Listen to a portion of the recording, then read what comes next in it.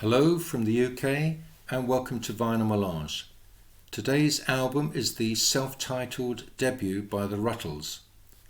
Anyone with even just a passing interest in the Beatles can't help but be charmed by the Rutles. The NBC TV special All You Need Is Cash was a mock documentary spoofing the career of the Beatles. In place of John, Paul, George and Ringo, you had Ron, Dirk, Stig and Barry, collectively known as the Rutles. The film is full of in-jokes. For example, instead of Brian Epstein, who ran a music store in Liverpool, the Rutles manager is Leggy Mountbatten, a retail chemist from Bolton. The gentle ribbing of the Beatles legend is relentless, and George Harrison is in on the joke. He has a cameo as a television reporter interviewing Michael Palin outside the Savile Row headquarters of Ruttle Corps. When you see who is responsible for the film, it isn't a surprise that Harrison got involved. The writer, co-director and star is Eric Idle from Monty Python's Flying Circus. Harrison was a big fan of Monty Python and even set up handmade films to help finance the making of Monty Python's Life of Brian. Eric Idle's musical skills didn't extend to the Beatles pastiches, so he had the good sense to bring in Neil Innes to write the songs. Innes already had form with the Beatles. The Bonzo Dog Band, of which he was a key member alongside Vivian Stanshall, performed Death Cab for Cutie in the Magical Mystery Tour film, and Paul McCartney had produced the Bonzo's hit single I'm the Urban Spaceman. If you want to appreciate his songwriting at its best, listen to Quiet Talks and Summer Walks from the Bonzo Dog Band's album Keynsham.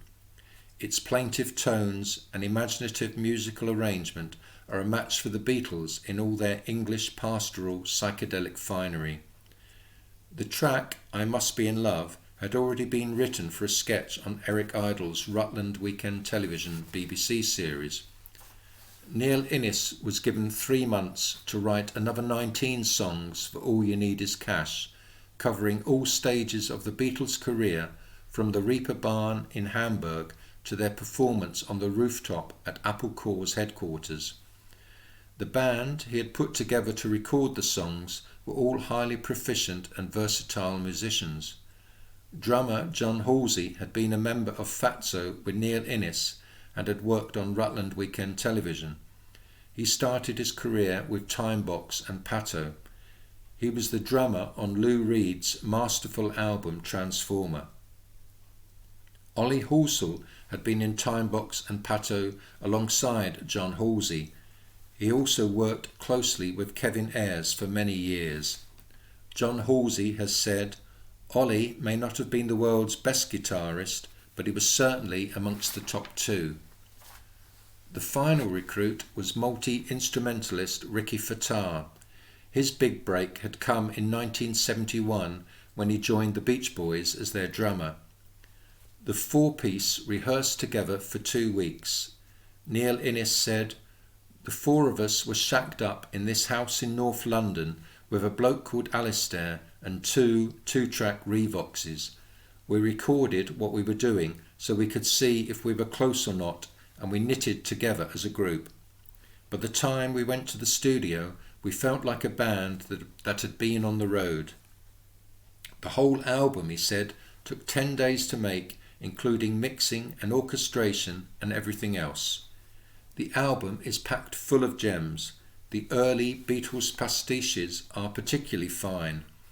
The audaciousness of the middle 8s, especially on number 1, jolt you out of your seat. In number 1, I particularly like the unintentional, or possibly deliberate, lyrical reference to the obscure Lennon and McCartney song 1 and 1 is 2, which they gave away to the Strangers with Mike Shannon. I like how Hold My Hand manages to reference 3 Beatles songs in the line "Please, please, hold my hand, yeah, yeah." The lyrical simplicity of "I feel good, I feel bad, I feel happy, I feel sad, am I in love, I must be in love" is touching. John Halsey's drums on this track jump out of the speakers just like Ringo's. Halsey's vocals on Living in Hope have the same nasal monotone as Ringo. The song's Buck Owens-style country perkiness is meticulously executed. Special commendation should be given to Ollie Halsall's guitar playing throughout. His rocking guitar on Blue Suede Schubert and Baby Let Me Be merit special attention. His Paul McCartney vocals are wonderful too, especially on With a Girl Like You, a song that captures the sentimental, romantic side of McCartney. By the way, Ollie Halsall didn't get to appear in All You Need Is Cash. Eric Idle played Dirk and mimed to Halsall's McCartney-esque vocals. The later period pastiches are sometimes too close to the source material so that they pale in comparison. I'm thinking here notably of Get Up and Go. Having said that, Double Back Alley doesn't disgrace itself in comparison with Penny Lane. Neil Innes said that it was the first Beatles song he heard where he realised they were taking pop music to another level. I like the opening lines, people were proud in Double Back Alley, neighbours were loud but ever so pally, people would shout, joking about, the smoke and the soot, mother would put the milk bottles out. The use of the phrase, you're so pusillanimous, makes the song Another Day special.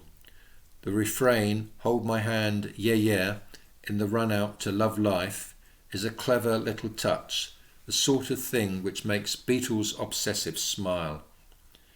The best song is Left Until Last. Let's Be Natural moves way beyond pastiche. It makes my spine tingle. Neil's vocals are exquisite, and the guitar, bass, drums and backing vocals are all perfect. I was lucky enough to see Neil Innes and John Halsey a couple of times performing as the Rutles. My abiding memory is the utter joy spread out into the audience as John Halsey sang Living in Hope, and also Neil Innes at the end of the gig playing All Things Must Pass on the ukulele in tribute to his friend George Harrison.